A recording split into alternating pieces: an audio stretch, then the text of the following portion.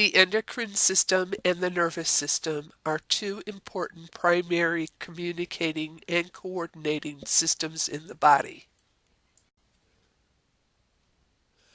The nervous system communicates through nerve impulses. The endocrine system communicates through chemical substances known as hormones. It plays a role in reproduction, growth and development, and regulation of energy.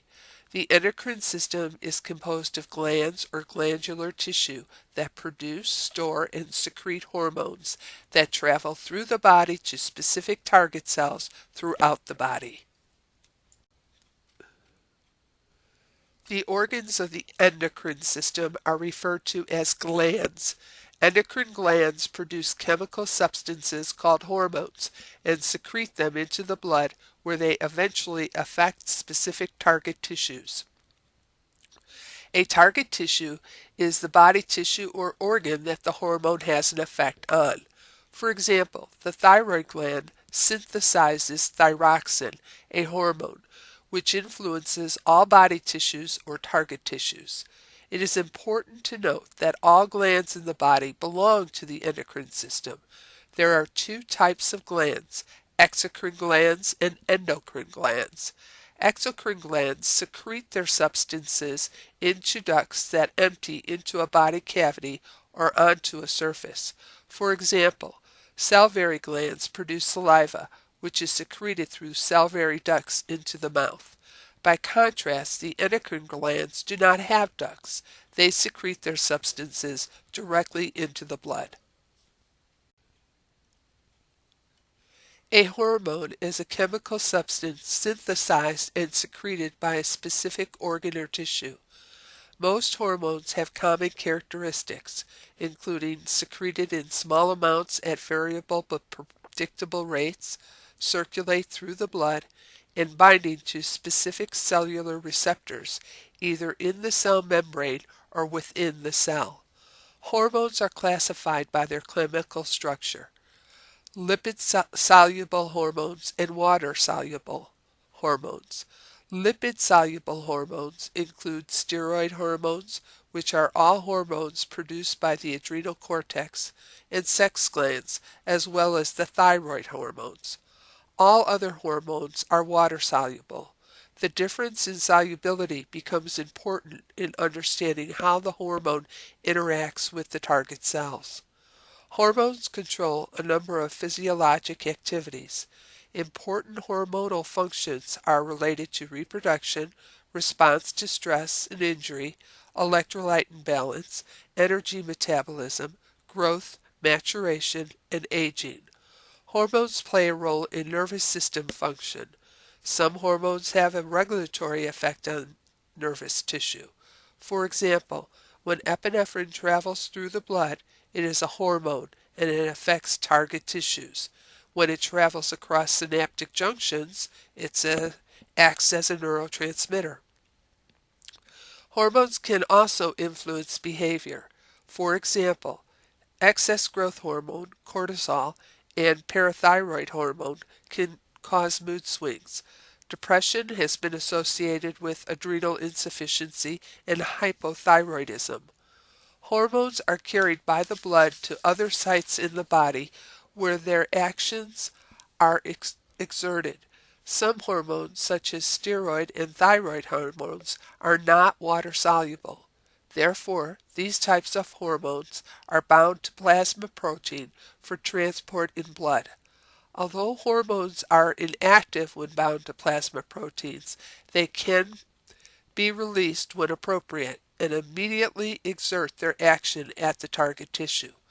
Water-soluble hormones, like protein hormones, circulate freely in the blood and are not dependent upon proteins for transport. As previously mentioned, hormones exert their effects on target tissues. The hormone recognizes the target tissue through receptors, the site that interacts with the hormone, or within cells of the target tissue. The specificity of hormone target cell interaction is determined by receptors in a lock and key type of mechanism. Thus, a hormone will act on its cells that have a receptor specific for that hormone. It is important to note that there are two types of receptors: those that are within the cell, such as thyroid receptors, and those that are on the cell membrane, for example, protein-type hormone receptors. The location of the receptor site affects the mechanism of the action for the hormone. Steroid and thyroid hormone receptors are located inside the cell. Because these hormones are lipid soluble, they pass through the target cell membrane by passive diffusion and bind to the receptor sites located in the cytoplasm or nucleus of the target cell. Intracellular hormone receptor complexes, such as those seen in steroid hormone action, bind to specific sites of deoxyribonucleic acid, DNA, to stimulate or inhibit the synthesis of messenger ribonucleic acid, mRNA. When mRNA is synthesized, it migrates to the cytoplasm, where it stimulates the synthesis of new protein. These new proteins produce specific effects in target cells. Protein hormone action is a two-step process. The receptor is located in the target cell membrane, thus the hormone itself acts as a first messenger. The hormone receptor interaction stimulates the production of a second messenger, such as cyclic adenosine monophosphate, CAMP. CAMP works by activating enzymes to regulate intracellular activity. The regulation of endocrine activity is controlled by specific mechanisms of varying levels of complexity. These mechanisms stimulate or inhibit hormone synthesis and secretion and include simple feedback, complex feedback, nervous system control, and physiologic rhythms. The regulation of hormone levels in blood depends highly specialized mechanism called feedback. Feedback is based on the blood level of a particular substance.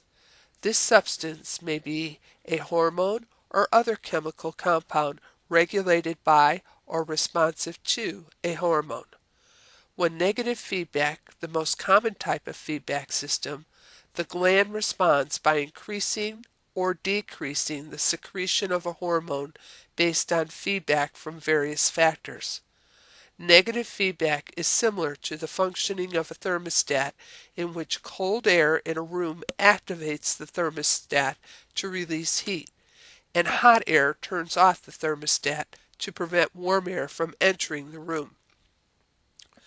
The pattern of insulin secretion is a physiologic example of negative feedback between glucose and insulin. Elevated blood glucose levels stimulate the secretion of insulin from the pancreas.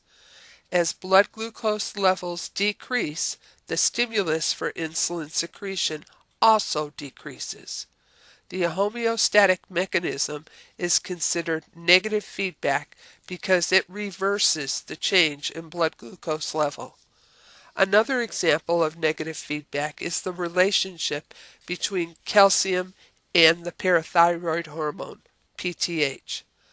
Low blood levels of calcium stimulate the parathyroid gland to release PTH, which acts on bone, the intestine, and the kidneys to increase blood calcium levels. The increased blood calcium levels then inhibit further PTH release.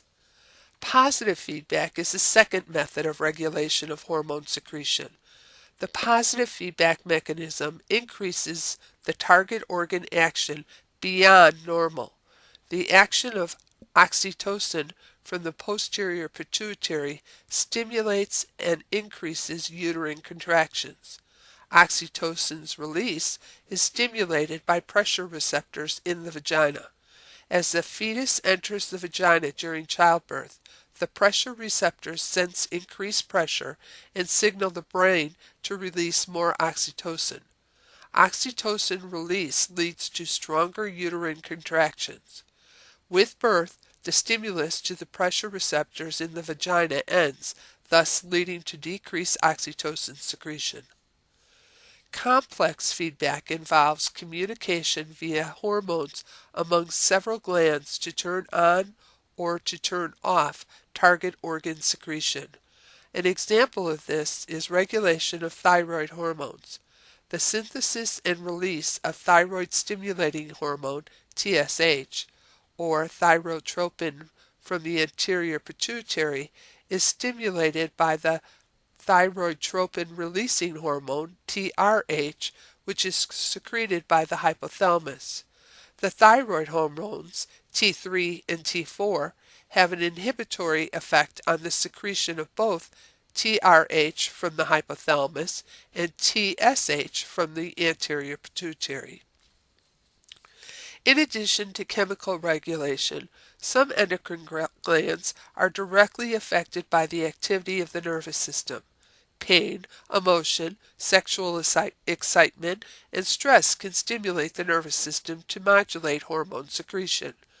Neural involvement is initiated by the central nervous system and implemented by the sympathetic nervous system. For example, stress is sensed by the central nervous system, and the sympathetic nervous system secretes catecholamines that increase heart rate and blood pressure to deal with stress more effectively. Catecholamines are hormones made by the adrenal glands. Catecholamines are released into the blood when a person is under physical or emotional stress. The main catecholamines are dopamine, norepinephrine, and epinephrine, also called adrenaline. Another regulatory mechanism affecting many hormonal secretions involves the rhythms of secretions. These rhythms originate in brain structures. A common physiologic rhythm is the circadian rhythm, in which hormone levels fluctuates predictably during a 24-hour period. These rhythms may be related to sleep-wake or dark-light cycles. For example, TSH secretion is maximal during sleep and ebbs 3 hours after a person awakens in the morning.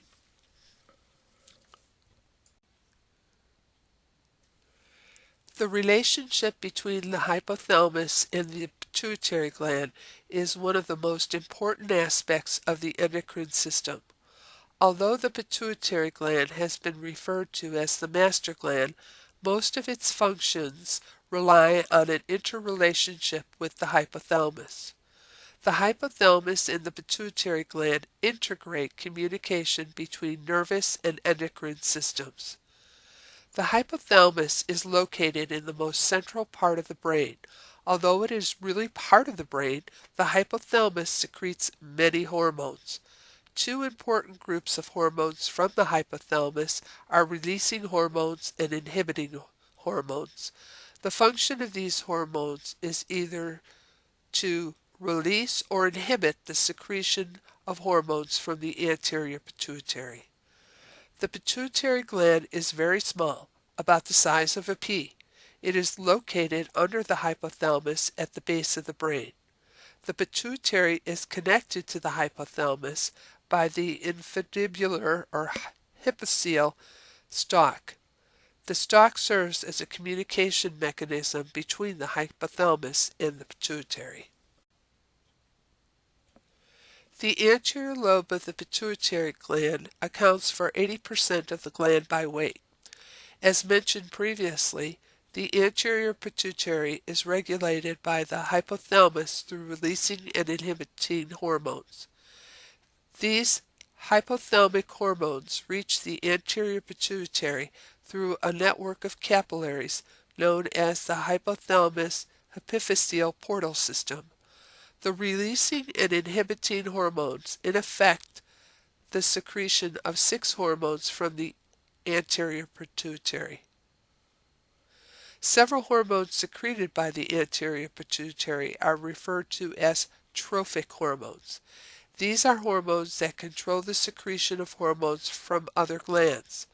Thyroid-stimulating hormone, TSH, stimulates the thyroid gland to secrete thyroid hormones. Adrenocorticotropic hormones, ACTH, stimulates the adrenal cortex to secrete corticosteroids. Follicle-stimulating hormone, FSH, stimulates secretion of estrogen and the development of ova in the female and sperm development in the male. Luteinizing hormone, LH, stimulates ovulation in the female and secretion of sex hormones in both males and females. Growth hormone, GH, has effects on all body tissues. GH, as its name suggests, affects growth and development of skeletal muscles and long bones, affecting a person's size and height. It also has a number of biologic actions, including a role in protein, fat, and carbohydrate metabolism. Prolactin is a hormone that stimulates breast development necessary for lactation after childbirth. Prolactin is also referred to as a lactogenic hormone. The posterior pituitary is composed of nerve tissue and is essentially an extension of the hypothalamus. The communication between the hypothalamus and posterior pituitary occurs through nerve tracts known as the median eminence. The hormones secreted by the posterior pituitary, antidiuretic hormone, ADH, and oxytocin, are actually produced in the hypothalamus. These hormones travel down the posterior pituitary and are stored until their release is triggered by the appropriate stimuli. The major physiologic role of ADH is the regulation of fluid volume by stimulating reabsorption of water in the renal tubules. ADH, also called vasopressin, is also a very potent constrictor. The most important stimulus to ADH secretion is plasma osmolality.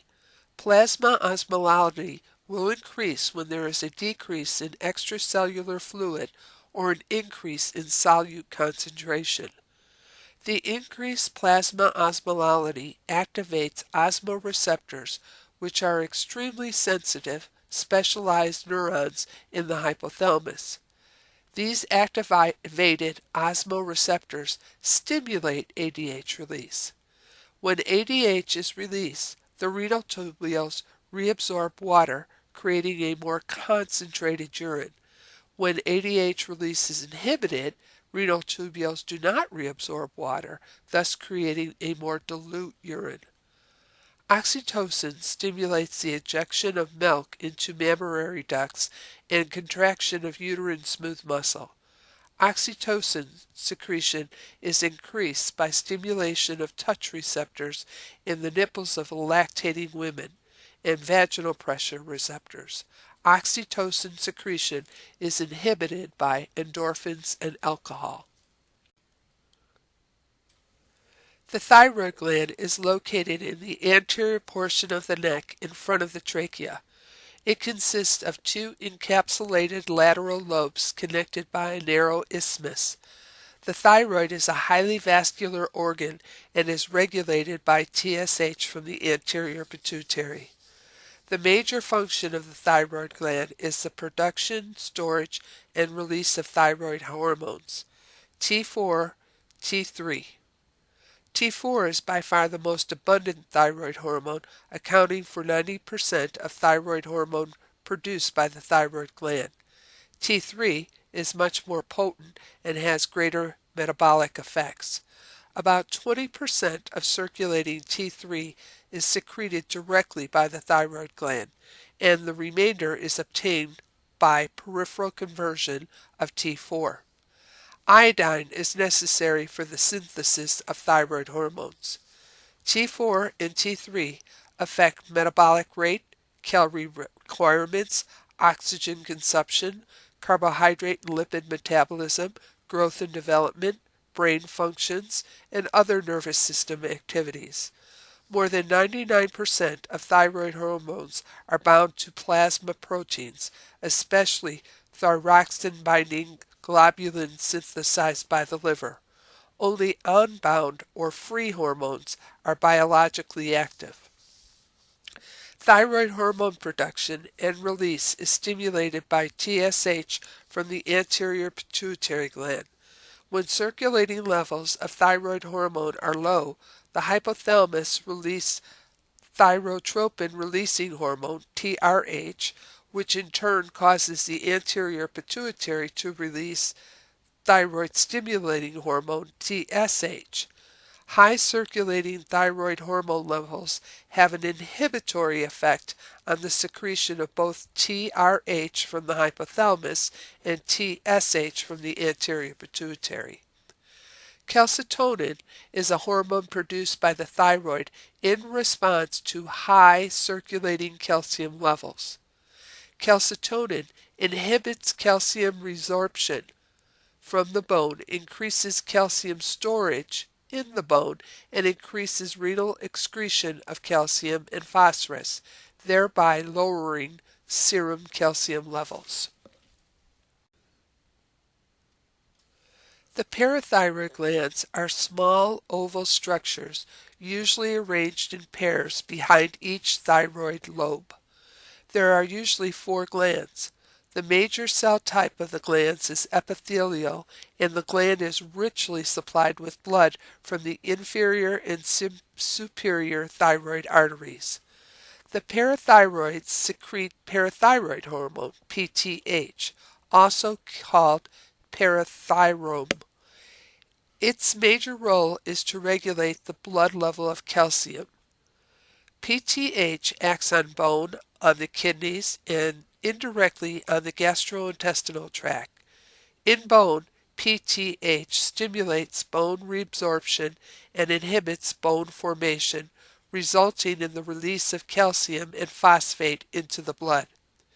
In the kidney, PTH increases calcium resorption and phosphate excretion. In addition, PTH stimulates renal conversion of vitamin D to its most active form.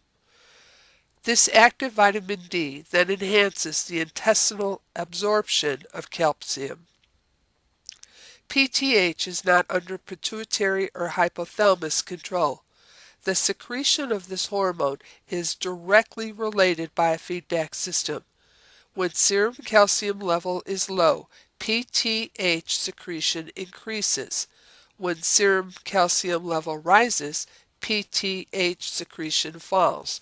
In addition, high levels of active vitamin D inhibit PTH, and low levels of magnesium stimulate PTH secretion.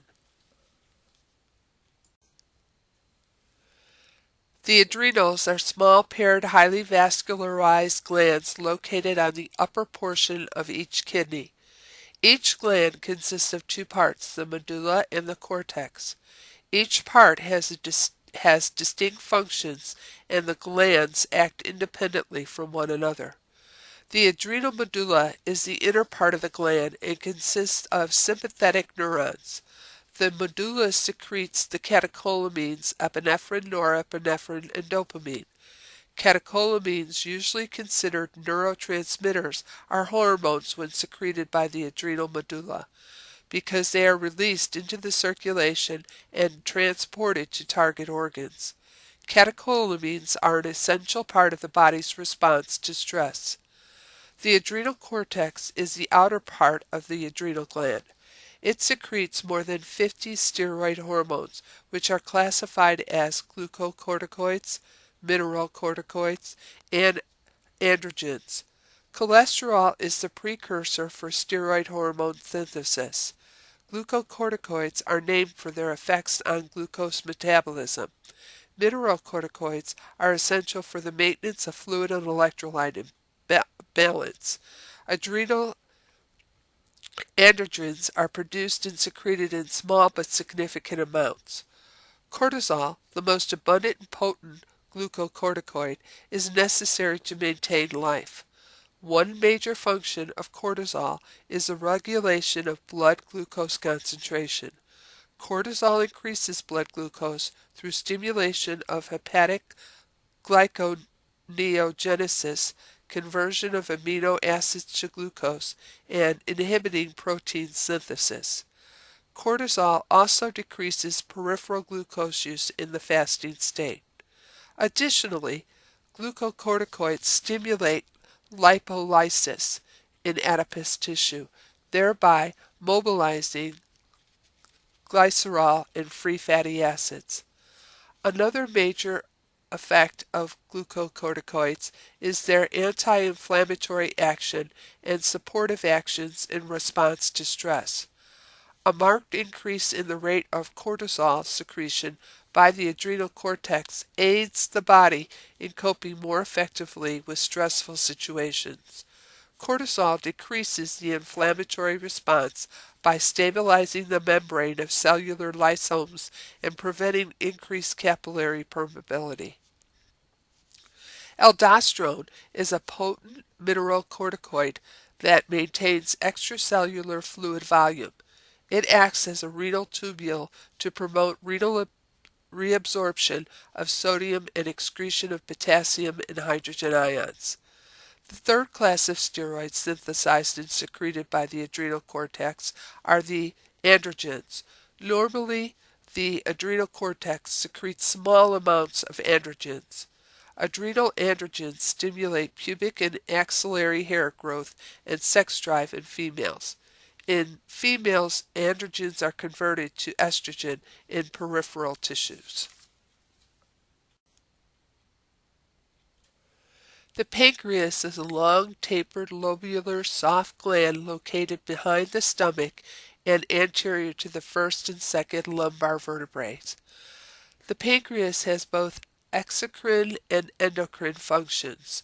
The hormone-secreting portion of the pancreas is referred to as the Isles of Langerhans.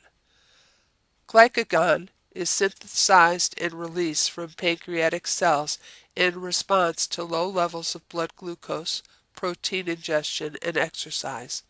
Glycagon increases blood glucose by stimulating glycogenolysis, glyconeogenesis, and ketogenesis. Glycogenolysis is a process by which glycogen, the primary carbohydrate stored in the liver and muscle cells of animals, is broken down into glucose to provide immediate energy and to maintain blood glucose levels during fasting. Glyconeogenesis is the synthesis of glucose from molecules that are not carbohydrates, such as amino and fatty acids. Ketogenesis is the release of ketones into the body when fat is broken down for energy. Usually, glycagon and insulin function in a reciprocal manner to maintain normal blood glucose levels. The exception is after ingestion of a high-protein, carbohydrate-free diet, in which case both hormones are secreted. In this instance, glycagon counteracts the inhibitory effects of insulin on glyconeogenesis, and normal blood glucose levels are maintained. Insulin is the principal regulator of the metabolism and storage of ingested carbohydrates, fats, and proteins. Insulin facilitates glucose transport across cell membranes in most tissues. Normal aging has many effects on the endocrine system.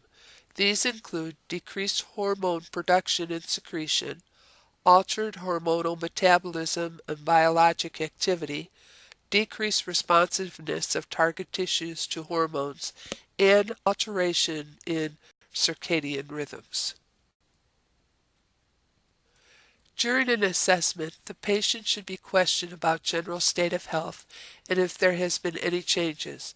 In addition, the patient or significant other should be specifically questioned about previous or current endocrine abnormal patterns of growth and development.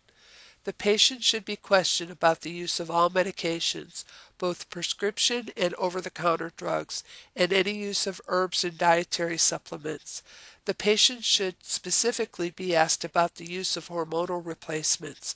For example, Corticosteroids may cause glucose intolerance in susceptible patients by increasing glycogenolysis and insulin resistance. The side and adverse effects of many non-hormone medications can contribute to problems affecting endocrine function. For example, many drugs can affect blood glucose levels. The nurse should inquire about previous hospitalization, surgery, chemotherapy, and radiation therapy, especially of the head and neck. Surgery of the brain or a severe blow to the head has had results in pituitary and or hypothalamic alterations. It is important to keep in mind that the endocrine system affects every body system. Clinical manifestation of endocrine function varies significantly depending on the gland involved. A full set of vital signs should be taken. Variations in temperature may be associated with thyroid dysfunction. Cardiovascular changes such as tachycardia, bradycardia, hypotension, or hypertension may be seen with a variety of endocrine-related problems. Assessment of the endocrine system include a history of growth and development patterns, weight distribution and changes, and comparison of these factors with normal findings. Changes in weight may be associated with endocrine problems. Thyroid disorders and diabetes mellitus are examples of endocrine disorders that can be affected by body weight. Throughout the examination, the patient's orientation, alertness, memory, affect, personality, anxiety, and appropriateness of dress and speech pattern should be objectively assessed. Endocrine disorders can commonly cause changes in mental and emotional status. The nurse should note the color and texture of skin, hair, and nails. The overall skin color should be noted, as well as pigmentation and possible ecchymosis. The hair distribution should be examined not only on the head, but also on the face, trunk, and extremities. The appearance and texture of the hair should be examined. Dull, brittle hair, excessive hair growth, or loss may indicate endocrine dysfunction. The size and contour of the head should be inspected. Facial features should be symmetric. Eyes should be inspected for position, symmetry, shape and eye movement, opacity over the lenses, lid lag, and edema. When inspecting the thyroid gland, observation should be made first in the normal position, then slight extension, and then as the patient swallows some water. The trachea should be midline and the neck should appear symmetric. Any unusual bulging of the thyroid area should be noted. The thorax should be inspected for shape and characteristics of the skin. The presence of gynecomastia in men should be noted. There are no specific abdominal examinations findings for endocrine dysfunction other than skin and hyperactive or hypoactive bowel sounds. The size, shape, symmetry, and general proportion of hand and feet size should be assessed. The skin should be inspected for changes in pigmentation and presence of lesions and edema. Accurately performed laboratory tests and radiologic examinations contribute to diagnosis of an endocrine problem. Laboratory tests usually involve blood and urine testing. Ultrasound may be used as a screening tool to localize endocrine growths such as thyroid nodules. Radiologic tests include regular X-ray, CT scan, and MRI scan. With all testing, the nurse is responsible for explaining the procedure to the patient and the family. Laboratory studies used to diagnose endocrine problems may include direct measurement of hormone level, or they may involve indirect indication of gland function by evaluating blood or urine components affected by the hormone. Hormones with fairly consistent levels, such as T4, require only a single measurement. Notation of sample time in the laboratory label is important for hormones with circadian rhythm or sleep-related secretion, for example, cortisol. Evaluation of other hormones may require multiple blood sampling, such as glucose tolerance testing. In these situations, it is often necessary to obtain intravenous access to administer medications and fluids and to draw multiple blood samples.